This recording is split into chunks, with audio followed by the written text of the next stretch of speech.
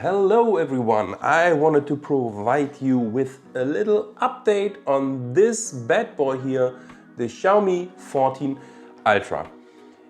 I have this phone now for about Friday, Saturday, Sunday, Monday, Tuesday, 4 days, and I thought it would be a good time to give a little update to some things I mentioned in the video. So first of all, my gripe with the settings shortcut, yes, and many of you mentioned it in the comments, you are able to have the settings shortcut in the control center.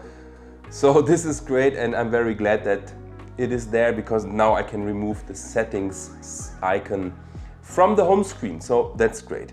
Then the second topic I mentioned in the video was the condensation issue of the main camera lens. So basically, when you film 4K 60, 8K 30 and you are outside when it's cold, rainy, windy, then the main camera lens can fog up from the inside. So there's a condensation issue and nobody knows exactly why this is.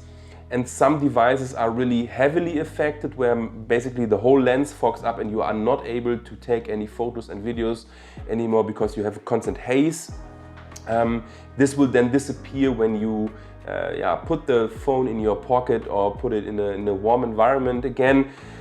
My phone is very, very mildly affected. I tried also running a benchmark or stress tests with the SIM card tray ejected. Also tried filming 8K 30 for a prolonged period of time and also leave the SIM card tray open. And this seems to help remove moisture out of the phone when it is really moisture. That is the reason. And so I tested it in the last days, basically filming outside in cold and windy conditions, and for a prolonged period of time filming 8K 30 for example, and there was no condensation anymore, so I think that's fine. Then what about battery life? And battery life is also something many are interested in, and I now have a few charging cycles behind me, and I have also AccuBattery installed, and AccuBattery gives you full battery estimates. And in general I have to say, to this day battery life is okay, but it's not great, I have to say. So the full battery estimate at the moment is like this. So AccuBattery is estimating that I'm able to realize 4 hours of screen on time, and in the end I have to agree, in the end it will be between 4 and 5 hours. So although it has a big battery, I have to say it's not the best battery performance I can imagine. At this point I think it's head to head with the S24 Ultra, and it's definitely worse than the Magic 6 Pro, which is really for me the battery champ. But we have to see. I don't know if this phone also needs to learn your usage patterns like it is with other phones, or if it still needs some more charging cycles. I will keep you updated, but at this point it can easily last a day, especially when you also use the camera grip, which also charges the phone, but I think it will not be the best performer when it comes to battery life. Then software, I have to say, first and foremost, this is a camera phone.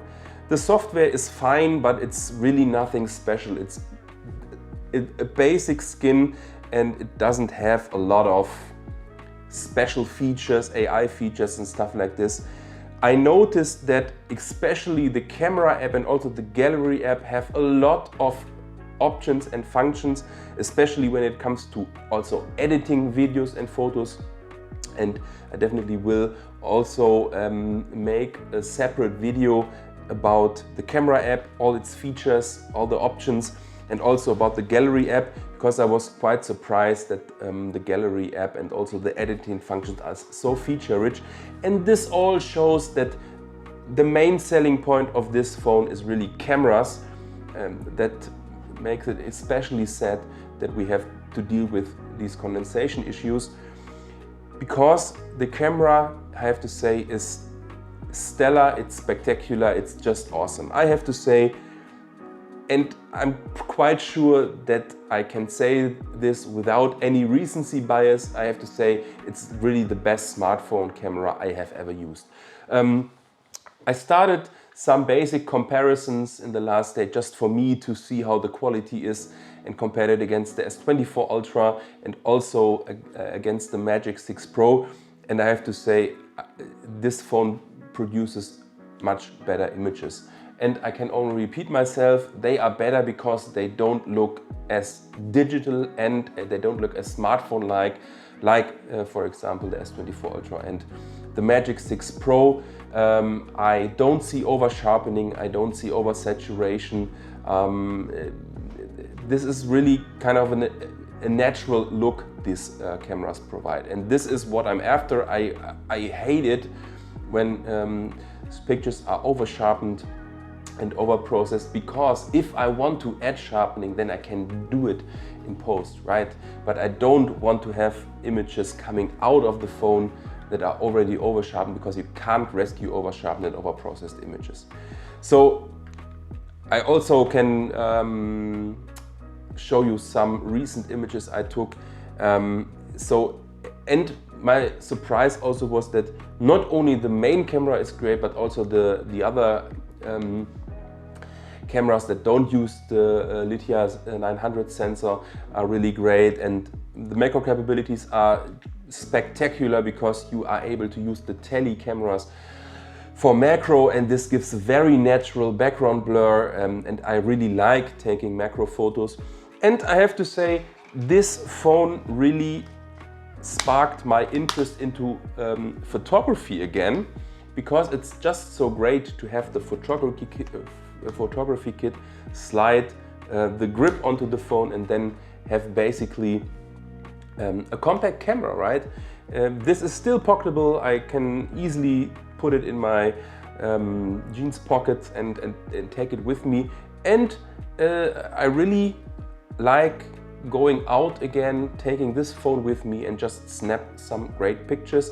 And because this camera system is so flexible, right? Especially regarding the tele cameras and the option to really do some great close-up photography, and also have the option to have a variable aperture. So this is a very flexible camera setup that allows you to shoot a variety of conditions. This makes it so great for me.